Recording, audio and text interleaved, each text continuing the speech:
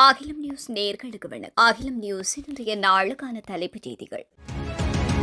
நாட்டில் டெங்கு உயிரிழப்புகளின் எண்ணிக்கை அதிகரித்துள்ளதாக தேசிய டெங்கு கட்டுப்பாடு பிரிவின் புதிய தரவு தெரிவித்துள்ளது. அதன்படி டெங்கு மரணங்களின் எண்ணிக்கை 64ஆக உயர்ந்துள்ளதாக தெரியவந்துள்ளது.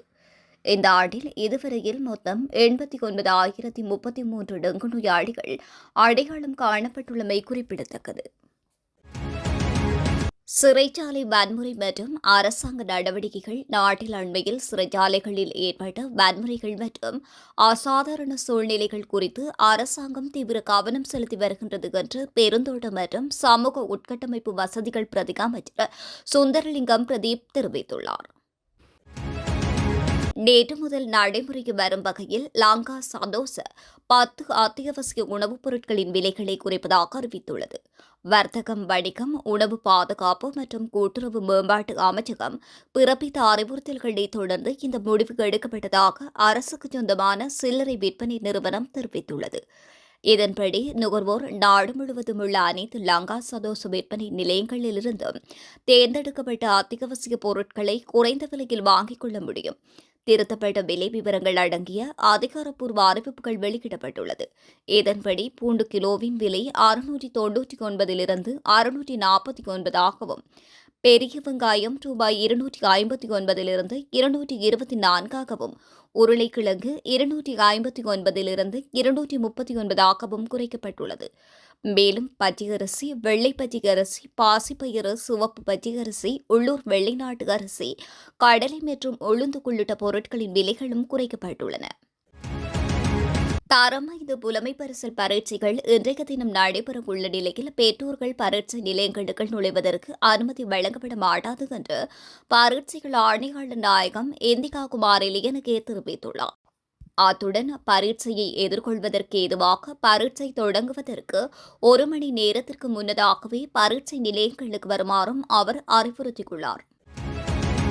வடக்கு, வடமத்திய மற்றும் கிழக்கு மாகாணங்களில் நிலவுகின்ற ஆசிரியர் பற்றாக்குறையை நிவர்த்தி செய்யும் பொருட்டு இந்த ஆண்டின் இறுதிக்குள் ஆசிரியர் ஆட்சேர்ப்புக்கு அரசாங்கம் முன்னுரிமை அளிக்கும் என்று பிரதமரும் கல்வி அமைச்சருமான கரண்டி அமரசூரிய தெரிவித்துள்ளார்.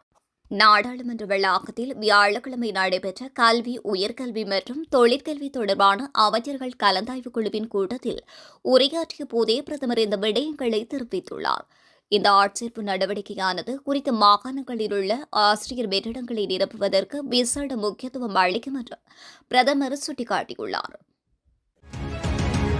நாடாளுமன்ற உறுப்பினர்களின் சம்பள விவகாரம் குறித்து பொருளாதார அபிவிருத்தி பிரதி அமைச்சர் நிசாந்த ஜாவீர தெளிவுபடுத்தியுள்ளார்.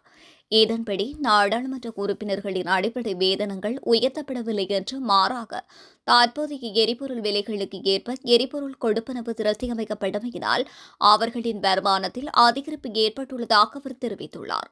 இதன் காரணமாக எரிபொருள் கொடுப்பனவை பெறுகின்ற அனைத்து அரசு அதிகாரிகளின் மாதாந்த கொடுப்பனவிலும் அதிகரிப்பு ஏற்பட்டுள்ளது.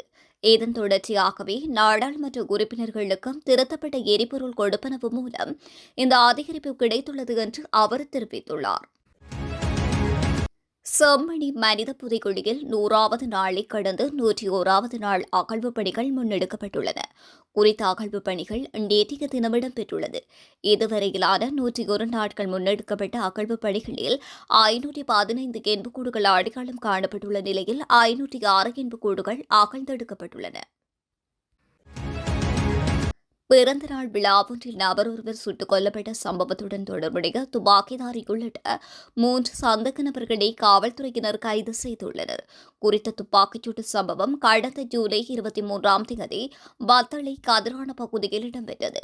கைது செய்யப்பட்டவர்கள் 26, 35, 36 வயதுடைய இந்துப்பேட்டை, மாத்தளை மற்றும் கடவல ஆகிய பகுதிகளைச் சேர்ந்தவர்கள் என்று முதற்கட்ட விசாரணைகளில் தெரியவந்துள்ளது. கடந்த ஜூலை மாதம் 23ஆம் தேதி கதிரான பள்ளியவதி பகுதியில் உள்ள மண்டபம் ஒன்றில் நடைபெற்ற விழாவில் கலந்து கொண்டிருந்த நபர் ஒருவர் மீது காரில் வந்த குழுவினரால் துப்பாக்கிச்சூடு நடத்தப்பட்டது. இச்சம்பவம் தொடர்பில் மேல் மாகாண வடக்கு குற்ற பிரிவின் அதிகாரிகளினால் காவல்துறை விசேட அதிரடிப்படை அதிகாரிகளின் உதவியுடன் மேற்கொள்ளப்பட்ட விசாரணைகளின் பின்னர் நேற்றைய தினம் இந்த சந்தக நபர்கள் கைது செய்யப்பட்டுள்ளனர். கைது செய்யப்பட்டவர்களில் துப்பாக்கிதாரியை தவிர காரை ஓட்டி சென்ற சாரதியும் குற்றவாளிகள் தலைவருமாக இருக்க உதவிய நபர் ஒருவரும் அடங்குவதாக அடையாளம் காணப்பட்டுள்ளது.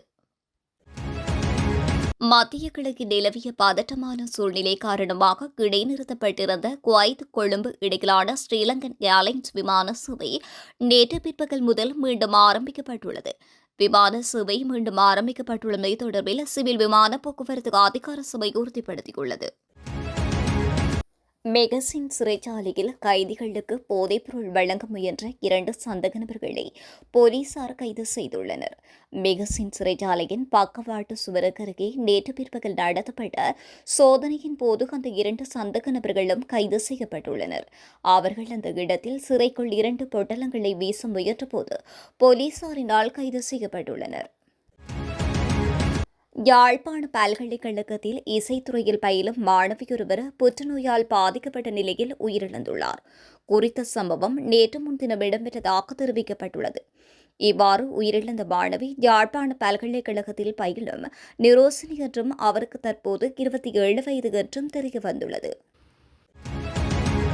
நாடு முழுவதும் பல சிறைச்சாலைகளில் ஏற்பட்டுள்ள மோதல்கள் மற்றும் பதட்டமான சூழ்நிலைகளின் பின்னணியில் பாரிய சதித்திட்டம் ஒன்று முன்னெடுக்கப்பட்டு வருவதாக புலனாய்வு பிரிவினர் தகவல்களை வெளியிட்டுள்ளனர். நாட்டில் 5 சிறைச்சாலைகளில் கலவரங்கள் வெடிக்கக்கூடும் என்று புலனாய்வு பிரிவினர் ஏற்கனவே எச்சரித்திருந்தனர். எச்சரிக்கை விடுக்கப்பட்ட சில நாட்களில் கொழும்பு மெகசின், குருவிட்ட மற்றும் நீர்கொழும்பு, பல்லன்சினி ஆகிய சிறைச்சாலைகளில் ஒரே நேரத்தில் வன்முறை சம்பவங்கள் இடம்பெற்றுள்ளன. இந்த அமைதியற்ற சூழ்நிலை காரணமாக 3 கைதிகள் உயிரிழந்ததுடன் மேலும் பலர் படுகாயமடைந்து மருத்துவமனைகளில் அனுமதிக்கப்பட்டுள்ளனர். சாப்ரகமுவ மாகாணத்திலும் கண்டி மற்றும் நுவரெலியா மாவட்டங்களிலும் சில இடங்களில் 75 மில்லிமீட்டருக்கும் அதிகமான கூரளவு பலத்த மழை வீழ்ச்சி பதிவாகக்கூடும் என்று வளிமண்டலவியல் திணைக்களம் தெரிவித்துள்ளது. காலநிலை தொடர்பில் வெளியிடப்பட்டுள்ள அறிவிப்பில் மேலும் நாட்டின் பல பகுதிகளில் நேற்று இடியுடன் கூடிய மழை பெய்யக்கூடும் என்றும் அதன்படி சப்ரகமுவ மற்றும் மேல் மாகாணங்களிலும் கண்டி மற்றும் நுவரெலியா, காலி மற்றும் மாத்தறை மாவட்டங்களிலும் இன்று அவ்வப்போது மழை அல்லது இடியுடன் கூடிய மழை பெய்யக்கூடும் என்றும் தெரிவிக்கப்பட்டுள்ளது. குறித்த பகுதிகளில் வானம் மேகமூட்டத்துடன் காணப்படும் என்றும் சப்ரகமுவ மாகாணத்திலும் கண்டி மற்றும் நுவரெலியா மாவட்டங்களிலும் சில இடங்களில் 75 மில்லிமீட்டருக்கும் அதிகமான ஓரளவு பலத்த மழை வீழ்ச்சி பதிவாகக்கூடும் என்றும் தெரிவிக்கப்பட்டுள்ளது. மாத்தறையிலிருந்து பொத்துவில் வரையிலும், ஸ்லாபத்திலிருந்து கார்பெட்டிகூடாக மன்னார் வரையிலும் உள்ள கடற்பரப்புகளில் மீன்பிடி நடவடிக்கைகளில் ஈடுபடுவதை தவிர்க்குமாறு கடற்தொழில் நீரியல் மற்றும் கடல் வளங்கள் அமைச்சு அறிவித்துள்ளது. ஏனைய பகுதிகளிலிருந்து புறப்படுகின்ற படகுகள் இந்த ஆபத்தான கடற்பரப்புகளுக்குள் நுழைய வேண்டாம் என்று அறிக்கையொன்றை வெளியிட்டு அந்த அமைச்சு கேட்டுக் கொண்டுள்ளது. நாட்டைச் சூழவுள்ள பல கடற்பரப்புகள் மிகவும் கொந்தளிப்பாக காணப்படும் என்றும் வளிமண்டலவியல் திணைக்களம் நேற்றைய தினம் அறிவித்தது. இத்துடன் அகிலத்தின் இன்றைய நாளுக்கான தலைப்புச் செய்திகள் நிறைவடைகின்றன. எமது செய்திகள் தொடர்பிலான உங்களது கருத்துக்களை மறக்காமல் கமெண்டில் பதிவிடுங்கள். மேலும் இதுபோன்ற செய்திகளை உடனுக்குடன் அறிந்து கொள்ள அகிலம் சேனலை சப்ஸ்கிரைப் செய்து தொடர்ந்து இணைந்திருங்கள். நன்றி, வணக்கம். அகிலம், மாற்றத்திற்கான மக்கள் குரல். இந்த வீடியோ பிடிச்சிருந்தா லைக் பண்ணுங்க, கமெண்ட் பண்ணுங்க, ஷேர் பண்ணுங்க. மறக்காம கீழே இருக்க பெல் ஐகானை கிளிக் பண்ணுங்க.